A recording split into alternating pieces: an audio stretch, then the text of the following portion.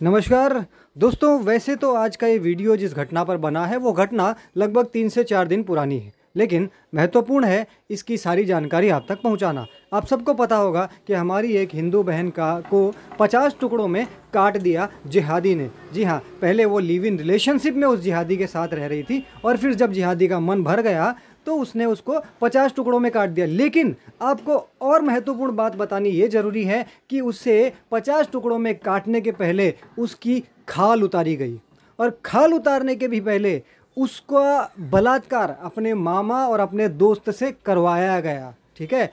और इसके अलावा एक सबसे ज़रूरी चीज़ ये है कि वो जो लड़की है वो गर्भवती थी। अब आप सोचिए कि कितनी प्रताड़ना, यानी कितना दर्द देना इन लोगों को पसंद है हिंदू बच्चियों को। इस प्रकार की हरकतें क्या कोई मानव किसी भी हाल में कर सकता है?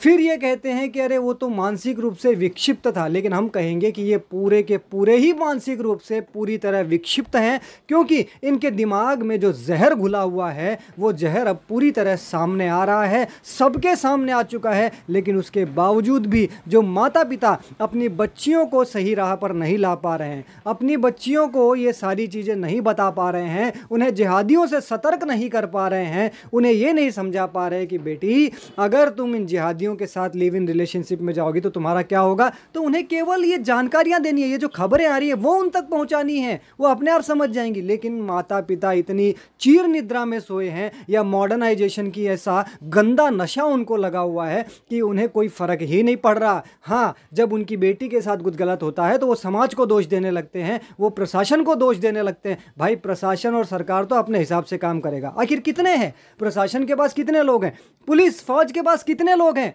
लेकिन हम कितने हैं? हम करोड़ों हैं। हमारी बच्चियां करोड़ों हैं जिनको बचाना है, और जो हैवान हैं वो भी करोड़ों हैं। इसलिए ध्यान रहे कि अगर अपनी बच्चियों को, करोड़ों बच्चियों को हमें करोड़ों हैवानों से बचाना है तो केवल ये प्रशासन, ये पुलिस, ये उन्हें नहीं बचा सकता। हमारी जिम्मेदारी है कि हम अपनी बच्चियों को जागरूक करें, उन्हें समझाएं, उन्हें ये बताएं कि भाई किस प्रकार से उनके साथ क्या क्या हो रहा है। और इससे बचने के लिए आप उन्हें जागरूक मानसिक रूप से भी करें, शारीरिक रूप से भी उन्हें मजबूत करें। पापा की परी नहीं, एक शेरनी बनाएं जो इस प्रकार के लोगों से लड़ सके। अगर आप कुछ भी नहीं कर सकते तो उन्हें कम से कम प्रशासक समिति द्वारा शुरू की गई नारी शक्ति जागरण श्रृंखला में जुड़वा दीजिए। हम उन्हें एटलीस्ट वैचारिक रूप से तो उन्हें समझदार बना देंगे, ताकि वो इस प्रकार लिव इन रिलेशनशिप जैसे या किसी भी प्रकार के लव जिहाद में फंसने से बच सकें। नारी शक्ति जागरण में जुड़वाने के लिए आपको क्या करना है वो वीडियो के डिस्क्रिप्शन में बिल्कुल क्लियर लिखा जाएगा। आप अपनी बच्चियों को उसमें ज़रूर जुड़वाएं ताकि हम उन्हें जागरूक कर सकें।